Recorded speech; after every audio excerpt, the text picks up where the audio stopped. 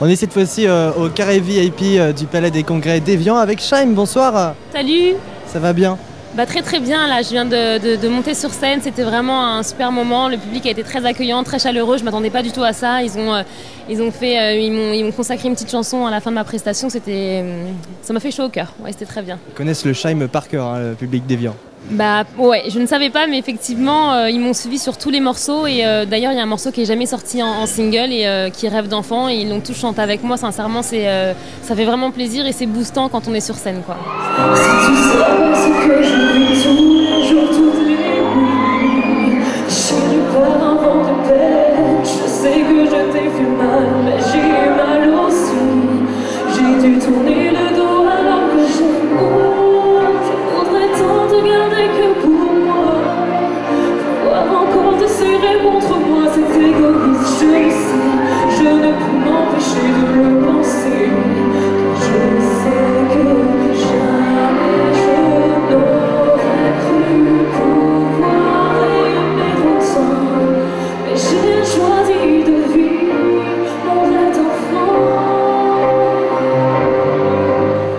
le début de ta carrière en tant que star. Alors ça fait quoi maintenant? Qu'est-ce qui a changé dans ta vie depuis le début? Enfin, beaucoup de choses qui n'ont pas changé. Forcément, le fait de je sors plus comme avant, ça c'est sûr, mais dans les grandes lignes, à savoir ma relation avec ma famille, mes amis, la vie que je mène au jour le jour dans mon appartement ou autre, ça n'a sensiblement pas changé, quoi. C'est vrai qu'effectivement, je ne sors plus comme avant. C'est juste le petit point qui diffère.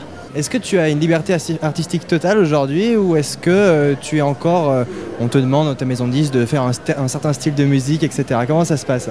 Non, c'est ça qui est bien, c'est que j'ai la chance, encore une fois, ça n'a pas dépendu de moi, mais j'ai la chance d'être tombée dans une maison de disques et d'être tombée sur un producteur, Camaro, qui m'ont laissé vraiment la liberté de faire ce que je voulais, en tout cas qui m'ont signé avec mon univers, avec mon atmosphère et ils n'ont pas essayé de me changer physiquement ou changer mon univers ou m'imposer des titres ou m'imposer un texte, etc. C'est vrai que je me suis sentie moi-même en fait et c'est vrai que c'est rare pour une jeune artiste qui débute de faire un album qui lui ressemble quoi. Bon après je sais qu'on évolue et on se redécouvre au fur et à mesure des années avec la maturité etc. Mais mon album me ressemble, il est à mon image finalement.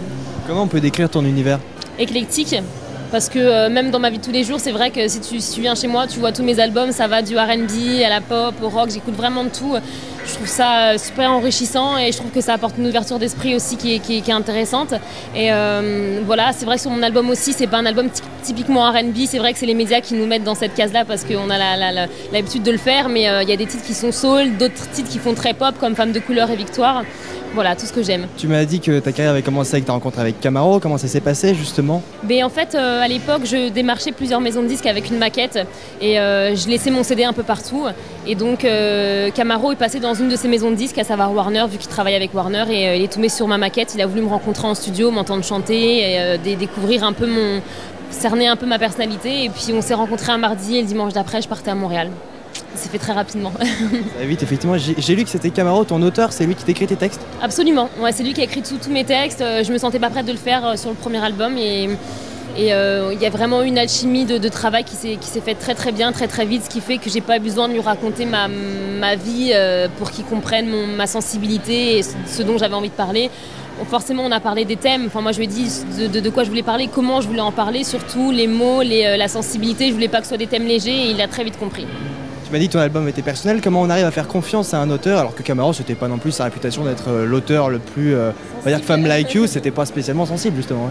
Bien sûr, mais je pense qu'on l'a découvert aussi sous une autre image, c'est qu'il fait la différence entre lui, l'artiste, et produire une autre artiste, écrire pour une autre artiste en plus féminine. Donc je pense qu'il a étonné beaucoup de personnes et comment je peux faire confiance. J'ai complètement pris un risque. Hein. De toute façon, on prend toujours un risque parce que je le connaissais pas, etc. Mais je sentais qu'il y avait un feeling de travail, que ce soit avec lui et toute l'équipe finalement de Montréal.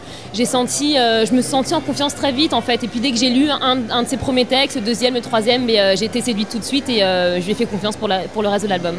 Et pour l'avenir, alors tu disais il y a un instant que tu ne te sentais pas prête d'écrire sur le premier album. Sur les suivants, ça pourrait être d'actualité? Peut-être, je sais pas. Peut-être qu'il y en aura un, peut-être qu'il y en aura deux, peut-être qu'il n'y en aura pas du tout. Ça viendra vraiment avec mon envie, mon feeling sur le moment. Est-ce que je serais prête de l'enregistrer? Est-ce que je serais prête à l'assumer sur scène? Il faut penser à tout ça et c'est vrai que pour l'instant, je me sens pas les épaules pour en fait. En tout cas, bonne continuation et bon courage pour la suite. Merci pour votre accueil. À très vite. Merci Shaim, à très vite.